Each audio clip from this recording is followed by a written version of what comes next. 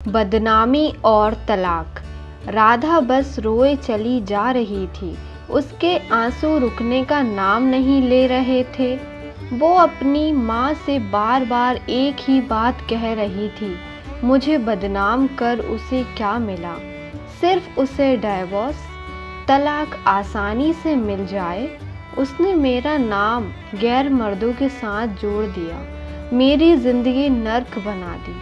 मेरे पति होते हुए खुद मुझ पर ये इल्ज़ाम लगा रहे हैं। ये वही इंसान है जो कल तक मेरे लिए सब कुछ करने को तैयार थे, दिन को रात कहने को तैयार थे।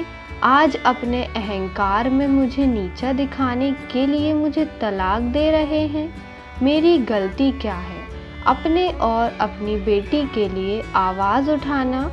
अब लोग भी मुझे अजीब नज़रों से देखते हैं, गंदी बातें करते हैं। रास्ते पर चलना मुश्किल हो गया है। सहेलियों ने भी मुंह फेर लिया। बस कुछ ही मुझे समझती हैं और मेरे साथ हैं। माँ आपका, भाई बहन का साथ और बेटी का प्यार साथ मेरा हौसला बढ़ाता है। मैंने भी फैसला कर लिया है। मैं लोगों के तानों से, बदनामी से डरूंगी, ना ही झुकूंगी, ना रुकूंगी। अपने आत्मसम्मान और हक के लिए बिना थके लड़ूंगी। लोगों से, उस इंसान से जिसमें इंसानियत ही नहीं रही। और फिर शुरू हुई कोर्ट कचहरी के धक्के, पैसों की और समय दोनों की बर्बादी।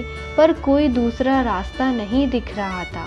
सबसे बड़ा दुख झटका उस वक्त लगता था राधा को, जब उसका पति कोर्ट में सामने खड़े होकर गलत गंदी बात बोलता था।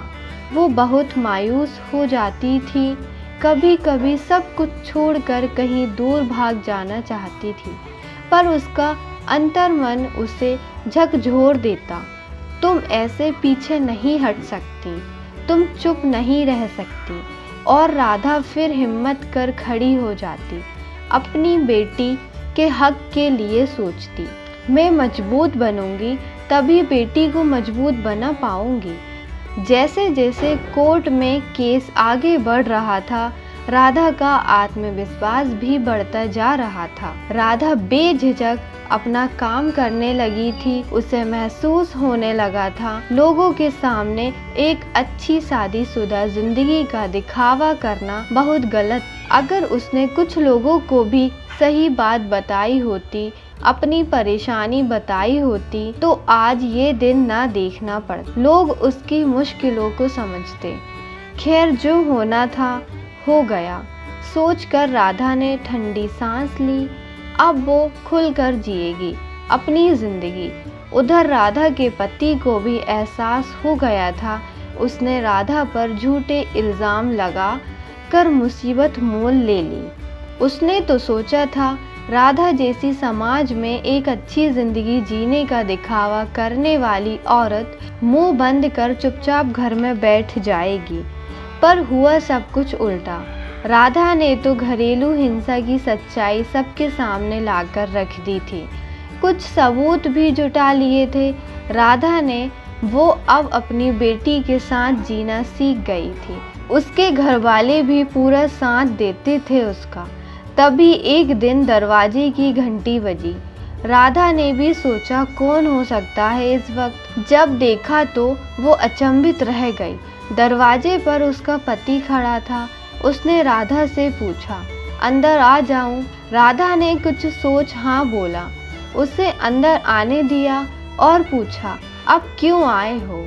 वो बोला, मुझे माफ़ कर दो, मुझसे गलती हो गई और घर वापस चलो। मैं तुम्हारे और अपनी बेटी के बिना नहीं रह सकता। अचानक आए इस बदलाव से राधा सोच में पड़ गई थी। वो कुछ समझ नहीं पा रही थी, पर उसका पति केस वापस ले साथ में सुखी जीवन बिताने की बात कर रहा था। उसने राधा से कहा, चाहो तो थोड़ा सोच कर जवाब देना। पर राधा का जवाब तो तैयार था। उसने साथ जाने से मना कर दिया और बेटी ने भी बोल दिया, मैं मम्मी के साथ ही रहूँगी।